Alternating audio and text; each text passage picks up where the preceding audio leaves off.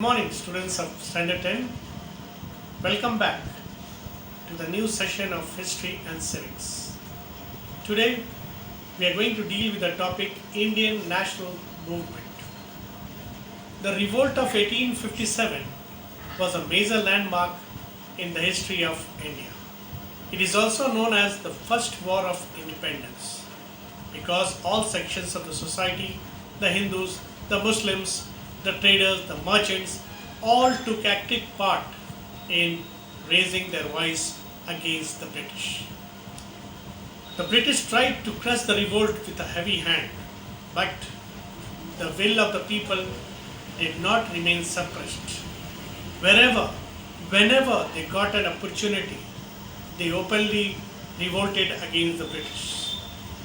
Certain sporadic revolts that took place after the revolt of 1857 were the Kuka revolt in Punjab, the Indigo revolt in Bengal, the Santhal outbreak in Bihar, the Birsa revolt again in Bihar, and the Rampa rebellion in Andhra Pradesh.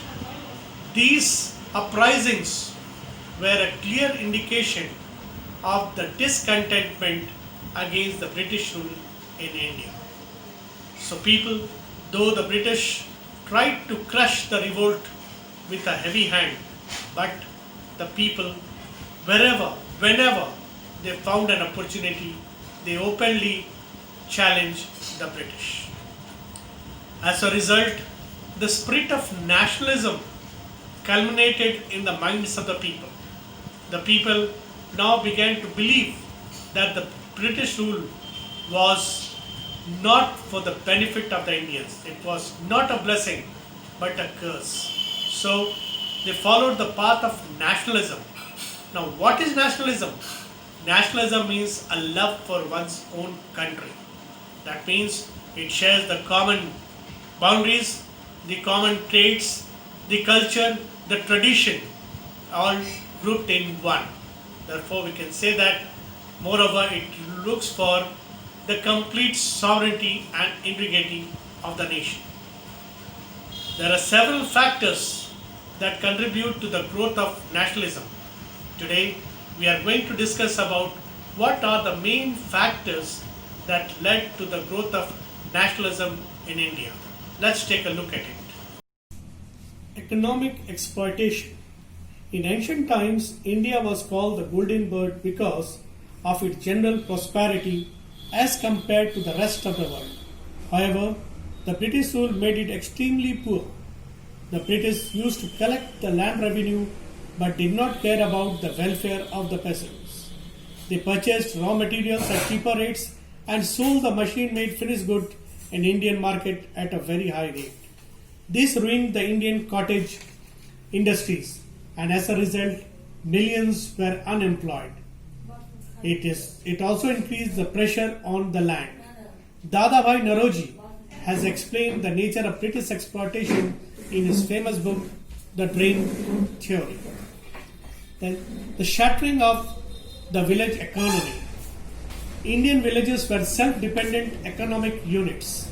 The Muslim sultans and the later rulers left the villages unit untouched, but the British, whose aim was to collect revenue, appointed jamindars to collect the land revenue. These jamindars drained the peasants to the last drop of blood. As a result, the peasants became very poor and the agriculture became uneconomical, and a new class of moneylenders emerged. The moneylenders gave loans to the peasants at a very high rate. In most of the cases, the peasants had to transfer their land to the moneylenders because they could not repay the loans and interest. These factors led to the breakdown of the village economy and uprooted the peasants. Within a short period, India became one of the poorest countries of the world. Then, influence of Western education. Lord Macaulay had recommended that the educated Indians should be imparted through English medium. The main aim of this recommendation was to produce clerks to assist the British in their administration of the country. The newly educated Indians came in contact through came in contact with the thoughts of the European thinkers like Milton, Bentham, Mill, Rousseau, Voltaire. They were inspired with the ideas of liberty, nationality, self-government. The newly educated class adopted the profession of lawyers, doctors, teachers, and junior administrators. Some of them visited England to receive higher education. In England, they saw the working of political institutions. They tried to enter the higher civil services in India, but the British closed the doors of higher civil services and the military services for them. This frustrated the young people, and Surendranath Banerjee belonged to this class of young men. He had qualified the ICS, that is the Indian Civil Service Examination, but was refused posting by the government. Therefore, he organized a body known as the Indian Association of Calcutta in 1876. He toured extensively throughout the India and received warm welcome in parts of the country by enlightening the people.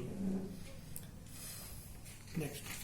Then Lord Lytton, policies.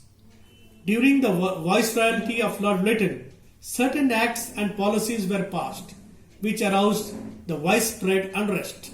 These policies acted like a catalytic agent. Like first case, by reducing the maximum age limit for the ICS examination, that is Indian Civil Service Examination, from 21 years to 19 years. This created a frustration among the young educated Indians.